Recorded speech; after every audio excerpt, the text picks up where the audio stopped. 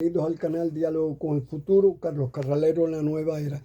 Antes de entrar en el contenido del video, quiero hacer una breve premisa. Es que presten atención a estos datos, que no los torturaremos mucho, porque yo sé que muchos de la astrología lo que conocen es la carta astrológica, los signos zodiacal, y muchos lo toman como una diversión. Es que hay que entrar en esta nueva era y entrar con entusiasmo para impulsar los buenos aspectos de los astros.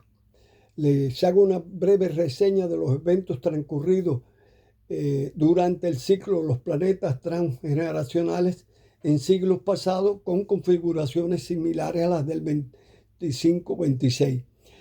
Plutón en Acuario. El tránsito Plutón en Acuario en el siglo XVIII transcurrió durante el periodo de 1778 a 1798. Y el primer evento que quiero mencionar es el de 1779 a 1799, que es la Revolución Francesa, y el resultado fue la caída de la monarquía absoluta y la disolución de estructuras políticas importantes. En el periodo de 1775 al 1783 se produjo la Revolución Americana, resultado de profunda transformación que es propios de Plutón, y se produce la liberación de las 13 colonias y el nacimiento de los Estados Unidos de América. Otro ciclo de Plutón por Acuario ocurre en el siglo XVI, del 1532 al 53. Y precisamente en 1553, Enrique VIII, para poder casarse con Ana Bolena, funda la Iglesia de Inglaterra. Fue cuando el tierno rey le dijo al Papa: bye bye, Pope. Esta vez, para el próximo evento, me permito una pequeña digresión. No me voy en avión, sino en un misil del tiempo al siglo IV de nuestra era, cuando Milán era capital del Imperio Romano y el emperador era Constantino. Constantino establece la tolerancia religiosa, es decir, la libertad de la fe para todos los cristianos del Imperio Romano. Y vamos al siglo XI. Entre 1041 y 1063, Plutón recorre Acuario paralelamente. Neptuno anda en su viaje por Aries. Y de nuevo, el mundo espiritual, representado por Neptuno, es impulsado por la energía marciana de Aries. Ocurre en 1054 un hecho importante: el cisma entre la Iglesia Católica y la Ortodoxa Oriental. Pero regresemos a nuestra era.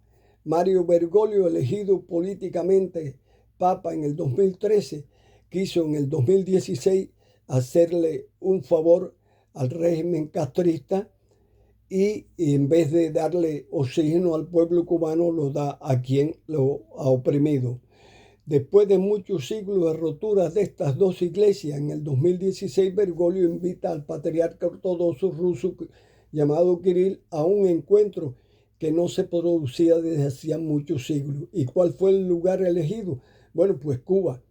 Fue La Habana la sede de este encuentro. Y el mensaje del Papa era que aquello era un paraíso, reinaba allí la paz, y se le olvidó decir que se tratase de la paz de los sepulcros. De Bergoglio se puede decir que fue el Papa Wok. El Papa Wok marcó esto durante su papado, y se produjo cuando Neptuno pasó por Piscis, es el signo precedente a Aries. Es decir, que Bergoglio fue el Papa de la cultura Wok. Neptuno en Aries. Vamos a los datos de Neptuno en Aries. La última vez que Neptuno estuvo en Aries fue entre los años 1861 y 1865.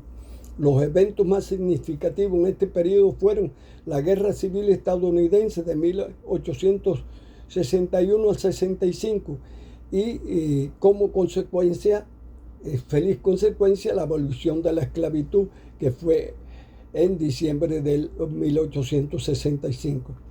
Los principios de la Iglesia de Cristo en astrología se asocian con la esencia de Neptuno, y por otra parte las configuraciones negativas de Aries se asocian con la violencia.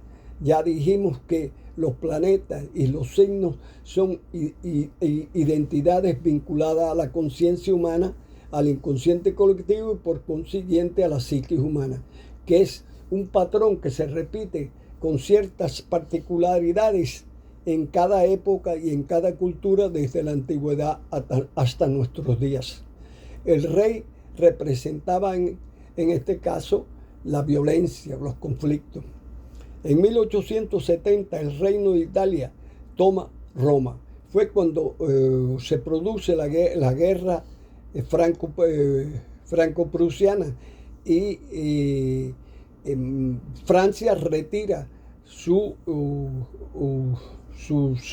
gendarmes de Roma, es decir, la protección de Roma, poniendo fin a más de 1000 años de control papal sobre los estados pontificios.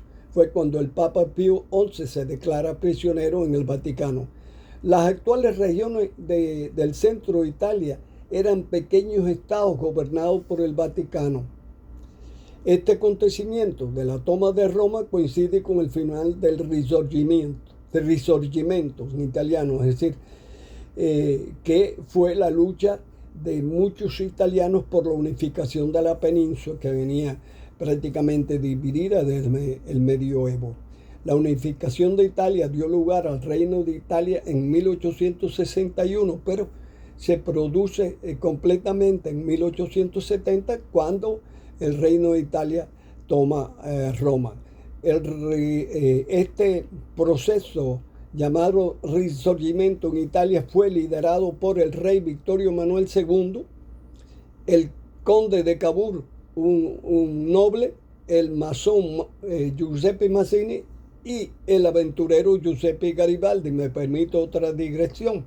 Garibaldi es llamado por los filos castristas o filocomunistas el Che Guevara italiano. Luchó al lado de Uruguay, es decir, en América, y lo llaman por eso héroes de ambos mundos. Urano en Géminis. Vamos a Urano en Géminis. Con Urano, que se apura para cumplir sus metas, mostraremos más adelante, pero en el otro video, cómo Urano se manifiesta para el progreso o en el progreso ¿cómo se llama? Tecnológico, y lo hace desde finales del siglo XX hasta ahora el 2025. Urano, que esta vez ha cerrado el triángulo astrológico con Plutón y Neptuno, creando una configuración armoniosa, un trígono con Plutón en Acuario y un sextil con Neptuno en Aries. Es decir, Neptuno a su vez lo configura con Plutón. Aquí el triángulo donde Neptuno